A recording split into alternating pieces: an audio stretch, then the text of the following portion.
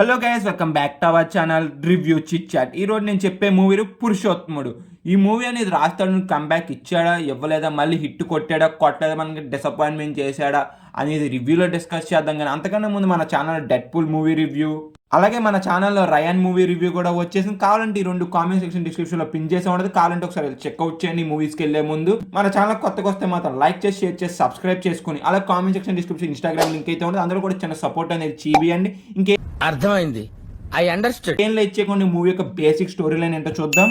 రాస్తారును అమెరికాలో చదువుకొని ఇండియాకి వచ్చి తన ఫాదర్ కంపెనీ టేక్ ఓవర్ చేసి సీఈఓ అవ్వాలనుకుంటాడు. అప్పుడే వాళ్ళ తాత ఒక రూల్ అనేది పెడతారు, ఒక 100 రోజులు కామన్ మ్యాన్గా బతకాలనుకుంటాడు. ఈ 100 రోజుల్లో తను ఏం ఫేస్ చేశాడని మూవీ యొక్క basic story line. Story template కొంత చూస్తే నాకు బిచ్చగాడ్ టైప్ అయితే అనిపించింది. బిచ్చగాడ్ అంతే ఎంటర్టైన్మెంట్ అని చేసిందా చేయలేదా అంటే మూవీ అనేది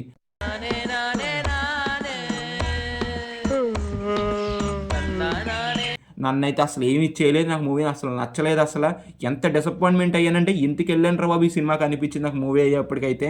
మూవీకి ప్లస్ పాయింట్స్ ఏంటంటే సినిమాటోగ్రఫీ, ప్రొడక్షన్ వాల్యూస్ అయితే చాలా రిచ్గా అయితే అనిపించింది. డబ్బులు అయితే పెట్టారబ్బా మూవీకి అయితే. మూవీలో కామెడీ ఉన్నది కానీ నవ్వరేంటి సార్? నాకు నవ్వు రావద్దు. నాకు ఎక్కడైతే నవ్వు అయితే రాలేదు. ఫస్ట్ హాఫ్ అనేది చాలా సీన్స్ టచ్ చేసిన ఫీలింగ్ అయితే వస్తుంది.